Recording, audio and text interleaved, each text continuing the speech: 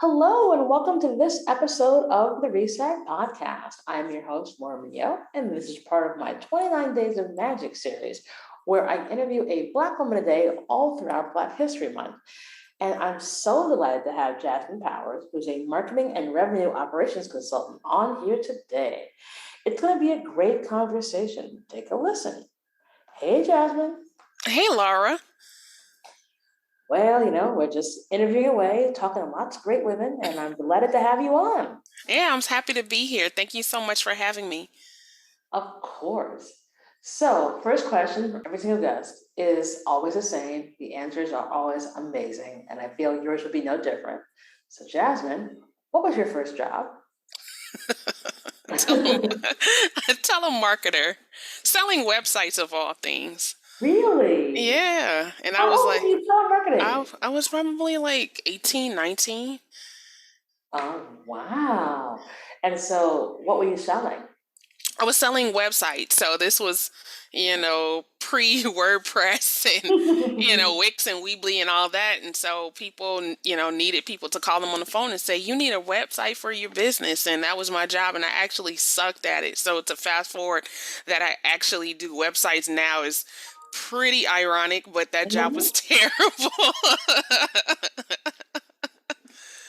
You see, this is again why I love asking this question, because it's always fascinating to see how people end up their first job that they like kind of use for this question oftentimes correlates to what they do now, whereby like it would have been something I was really bad at when I first started, but now I'm boss, or I learned Right. this thing and I'm like, I'll never do that again.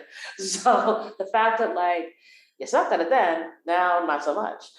Right. Well, I mean, the good thing is that now it's not telemarketing, so I don't call people, to sell the services. Thank God to content marketing. So, that was probably the part that when you're 18, you're not like confident, and calling people on the phone was just not my thing. I was like, can you just put me in front of a computer and I can type anything, but let's not call anybody. Like, leave me alone, please, leave me alone. I don't Hmm. want to do this. No, I completely understand.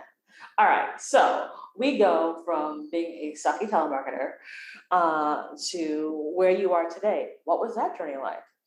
Oh, it was like most entrepreneurial journeys. It was um like a roundabout. So I did quite a bit of just administrative assistant work. So I was like, I don't really know what I want to do. Worked in corporate and, energy. I, did quite a bit in legal, and I just, was just doing a job just to get paid. But I'd heard about what was virtual assistants, and thought that that was pretty awesome concept. And so initially, when I stepped out on my own, I did virtual assistant work, which was more like customer service for different companies. But at the time, when I first started, there was no Twitter, there was no Facebook. So I still had to go in and work a day job. Fast forward, you have social media. I started marketing with social media, and I got a huge client that really helped my business to take off. But they needed more marketing and PR services. So that's where I really cut my teeth on, being an agency of record for someone and being able to support somebody with their content marketing and their ads and their communication strategy. And it just kept developing as I stepped into working with nonprofits and tech. There are more sophisticated solutions that they needed beyond, just posting on social media or pitching news stories. Now we needed to look at why things, my marketing campaign wasn't working or was working, and how can we optimize for that. And so that's where I started to lean into revenue operations. I was on a role, a full-time role, and they needed to really uncover, why are we spending 10,000 a month on ads if we're not seeing that revenue recognized in new customers. And so being involved in the reporting and analytics uncovered insights to help us to make valuable decisions. And so now, what my goal is to help small businesses, maybe enterprises focus on that, but often small businesses don't.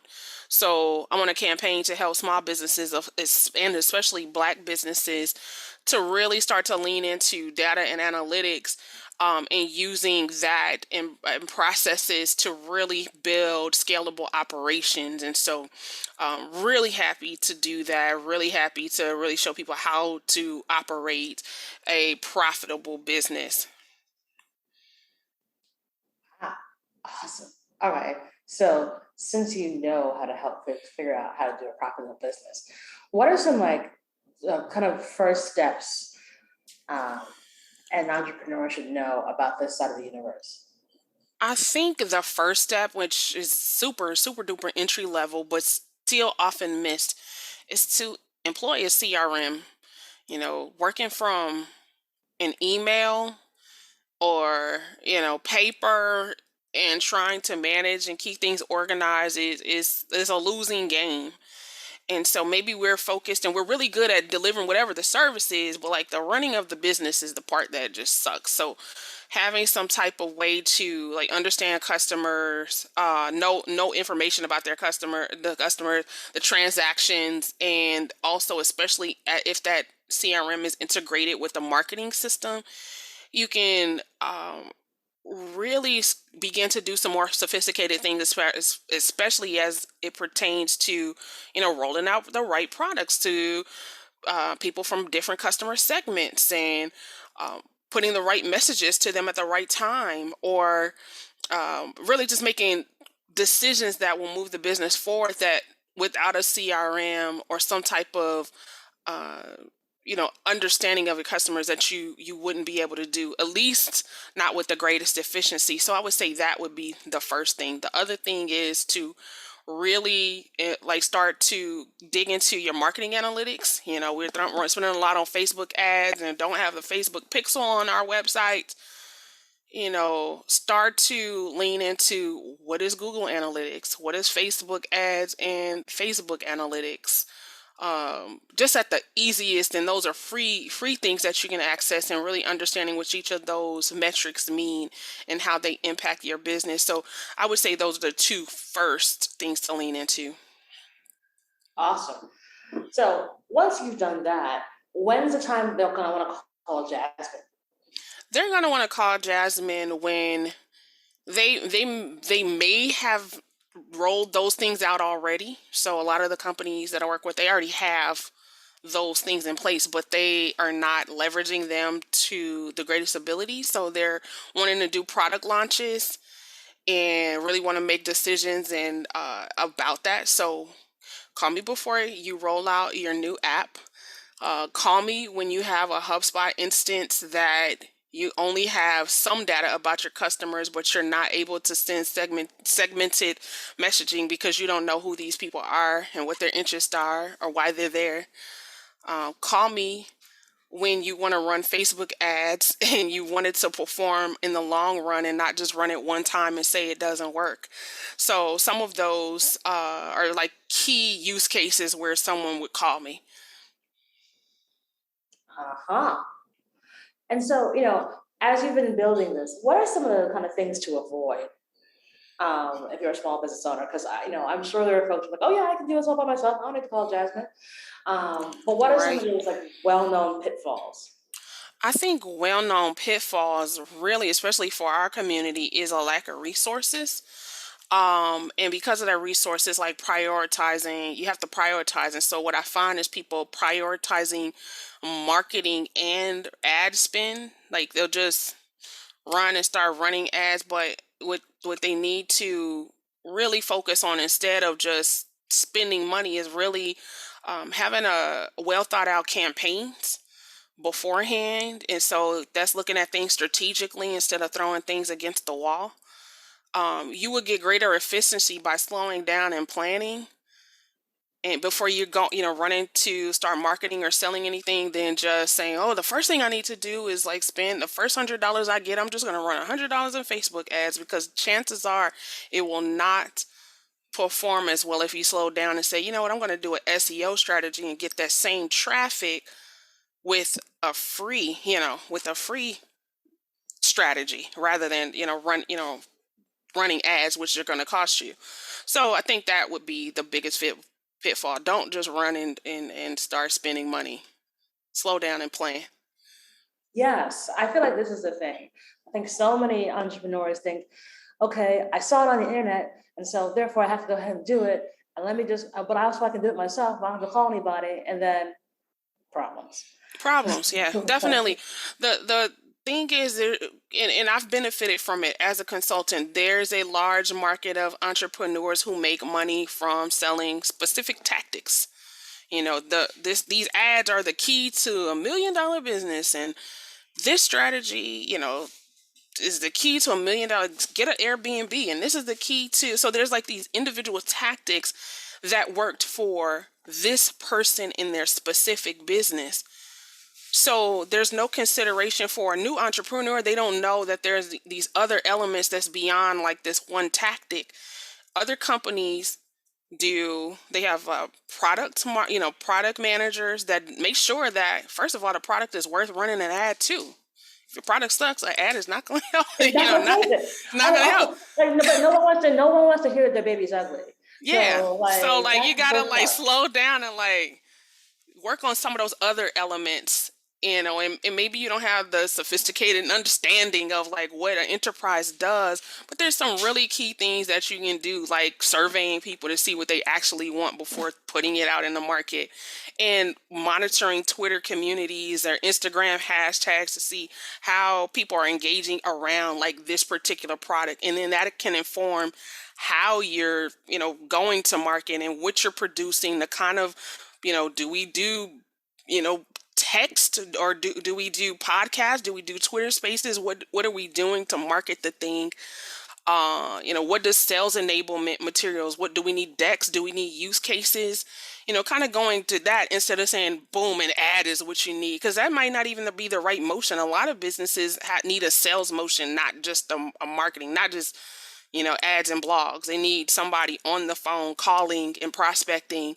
And so kind of looking at an entire business model instead of just going by like a coach who said this worked for their specific business that has nothing to do with your business or market. And then it's like you lose. Yeah, and I think that's also the kind of the scary part for a lot of small business owners. Like, they think they have to do this, and oftentimes they just make these mistakes. And it's like, if you just stop, do some reading, or even pay for an initial consultant to kind of give you at least a roadmap, you'd be a lot better off than trying to like shoot off in 1,000 different directions. Yeah, yeah, I agree. So I'm sure along your way of like being this really awesome consultant, you've probably had some circumstances where you're like, okay, I am never going to figure this out and find my way through. And then you did. Yeah, definitely.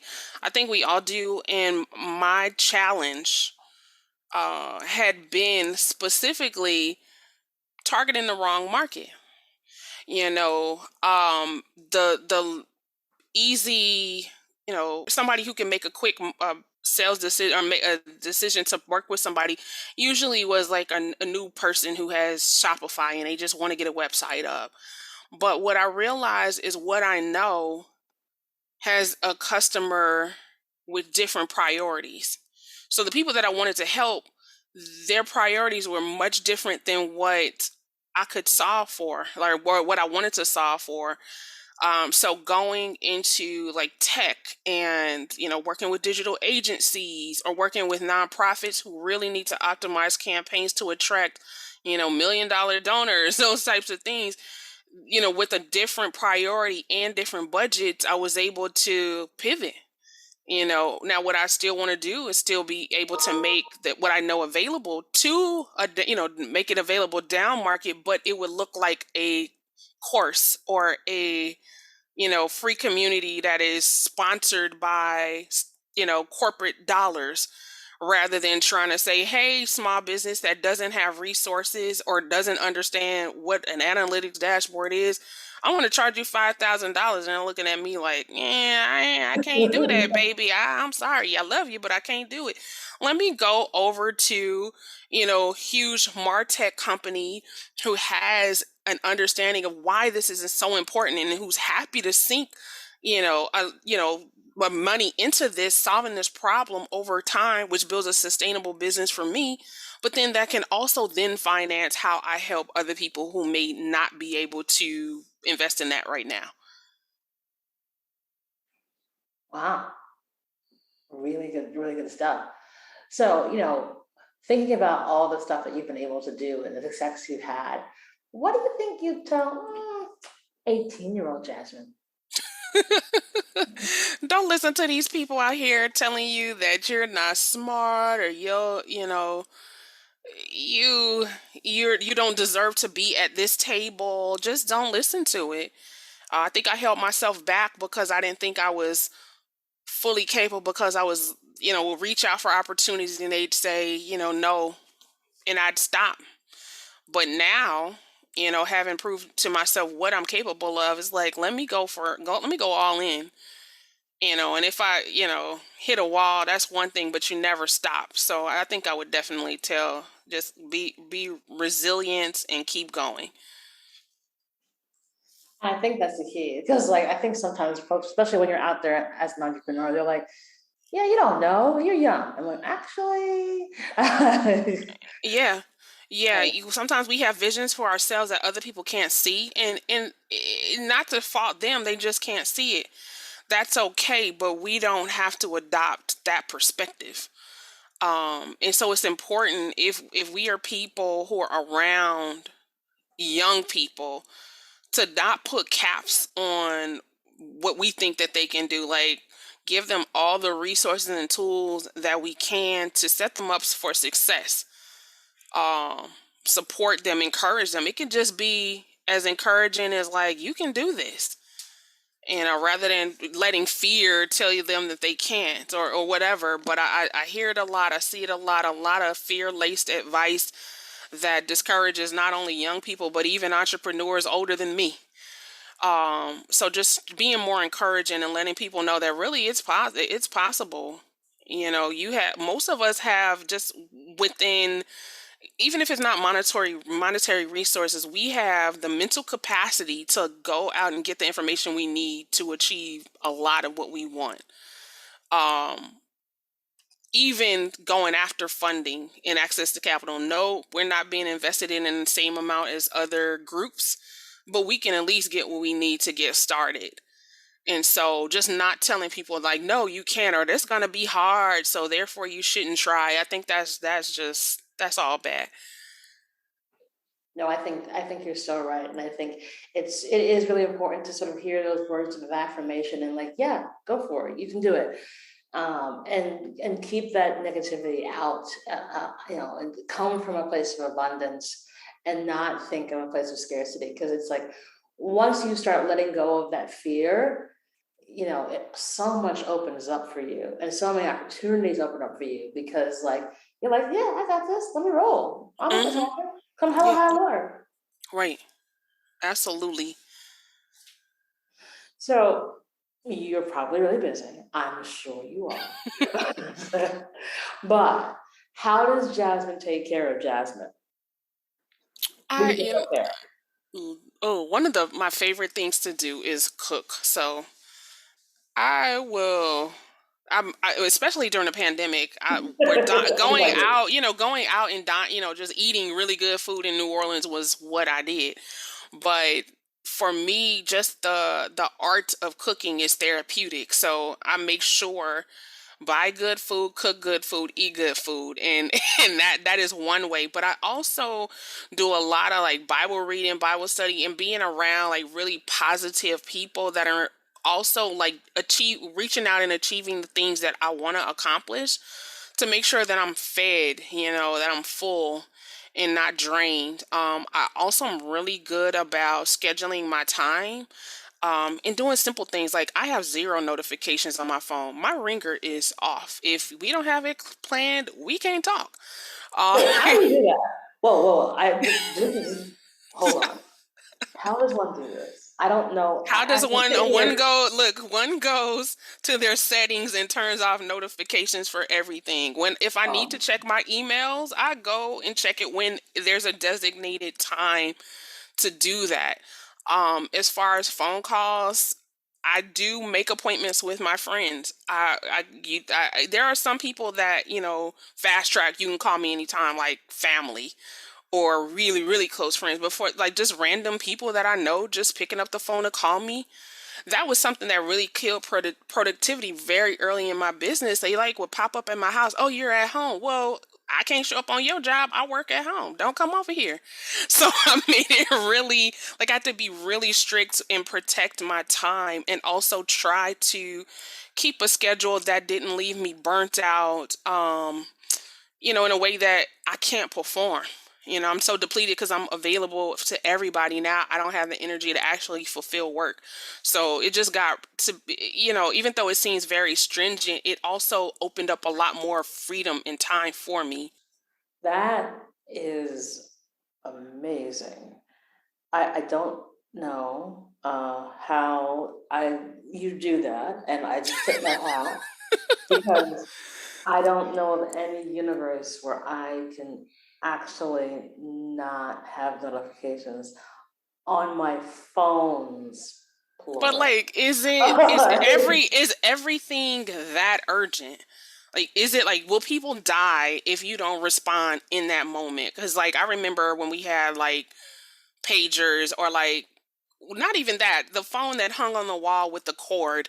Like if I left the house, nobody could call me. So why is it now that you have to have access to me at all times?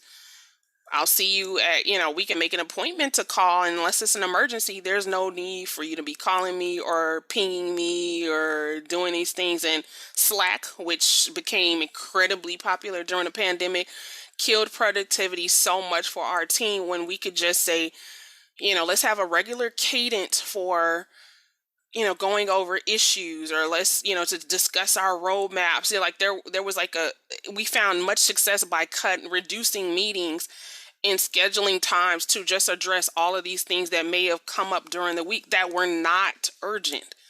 So I think that's the problem. Like we create the environment where everything is urgent. You got to do it now, and it's just not healthy for anybody. I know, but I mean, and then I guess it would also, like for you, you're a very, you're an executive, you have much responsibility. So maybe that is a different experience. Maybe you don't have that luxury. But for me, what I've tried to build in as much as possible is a structure around how people can access me. no, listen, I tip my hat to you. I mean, I've been an entrepreneur for 11 years, Hmm. and I still always kind of had felt like I needed to sort of be quote unquote available. And now that I have, once this is out, obviously the news will be out, that I've gone in-house to be an Hmm. executive. It's for me, I feel like, it's kind of like Pavlov. Like if I didn't hear a ding, I'd be like, what's going on? Like, I feel like, what? Why is it quiet? Like when I was on vacation, for my first vacation a long time this past summer, it was basically my friends had to like hide my phone Hmm. because Yeah. I have become so attached to it, and it's become my third and fourth arms. But like I get it, and I think it's really, and it's like someone else in our who's in the podcast recently, Javonka Maitland said, like you got to choose your piece, and I Hmm. think that's one of the things that like I applaud you for doing, and I hope to get better at, in terms of finding a way to sort of design the life that you want, for the life you want to live, and then adhering to it, and like and not changing that for anybody. So Yeah. that is Yeah. incredible. So bravo, girl. Oh, thank you. Yeah, it definitely hasn't been an overnight thing. Um, I literally had like the color coded Google calendar, like where these like very specific blocks for these specific things. Yeah, when I wake up, there's like the things I have like a routine, but then trying not to check the email every 5 minutes and trying to not to be on social media all day. I had an assistant some years ago who was like, you have 30 minutes to be on social media today and that's it. So whatever you need to post or schedule, this is what you need to do. And that really increased my productivity. Was the same amount of content marketing, but I wasn't there like just scrolling. And now we have like TikTok, which is addictive, and Reels, which is addictive, but I don't have to like man that in order to like feel like I've done something today, or like I'm connected. I can completely put the phone away and be heads down, and try to like actually finish work instead of like have the idea that I'm being productive because I'm accessible to everyone. You are, yep, you are so right. Yeah, I applaud it. One day, maybe I might be able to. 1%. Look, Jane, what is it? James Clear. 1%. Just make small incremental changes. Just This turn is off one it. notification.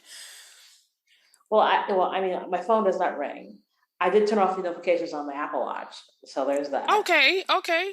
So I think those are steps in the That right works. direction. That works. Look, Everything that works. buzzes, like nothing makes a noise. It's Yeah. all vibrates. So Mhm. those are better. Yeah. So baby steps. I'm with Yeah. you. Baby steps on this. Um, so looking into like what's happened over the past couple of years of the pandemic, what's the one thing you've learned during the pandemic that you'll take with you going forward? I was gonna say stay at home. Well, No. Let me see. The one thing that I think for me, the biggest thing is just kind of like spending more time with the people I love. I feel like before the pandemic I was always running. mhm. But because we lost so many people, friends, family, uh because of this horrible thing, just being able to like eat dinner with my mom every night, that's something that I really value. So just like just prioritizing the really important things is something that I'll continue to prioritize moving forward. Fantastic. I love it. And then last question for you. Do you have a give and or an ask of the audience? Install the Facebook pixel to your website. Like, that's all I ask. Please. Like any pixel, LinkedIn, conversion tracking, if you are out here doing business, you have to know what's going on. And um we're losing money by not being able to do remarketing. If that's the one thing I ask, just kind of start to look at your data and analytics, prioritize that before you kind of step into these marketing motions, because eventually you'll be like, I spent $100,000 on my marketing and I don't know what to say for it. Let's just get it. Get it. Just be proactive. That's the one thing I ask. I know that's like unconventional, but that's what I really want for everyone, is to have more transparency and understanding and be able to make data driven decisions. I love that. And it's necessary. It's like you have a business, it takes what, 2 seconds to download the pixel. You can Mhm. go into what settings, and then you're off to the races. Mhm. So there you go. I agree with you. We've got to like do the simplest stuff is often the stuff that we need to do the most of. And it gets overlooked just because we're all moving at the speed of light. So I fully agree with you. So download that pixel as you are all listening to this podcast. You can do two things at once. Uh, and Jasmine, thank you so much. You've just been such a wealth of great information and inspiration for me because, okay, I will turn off my notifications, I promise. And so much more. So thank you so much for being part of this 29 Days of Magic series. Thank you so much, Laura. It's been a pleasure. Awesome. So we'll put all the details in the show notes for folks to reach out and connect with Jasmine. And that is our show.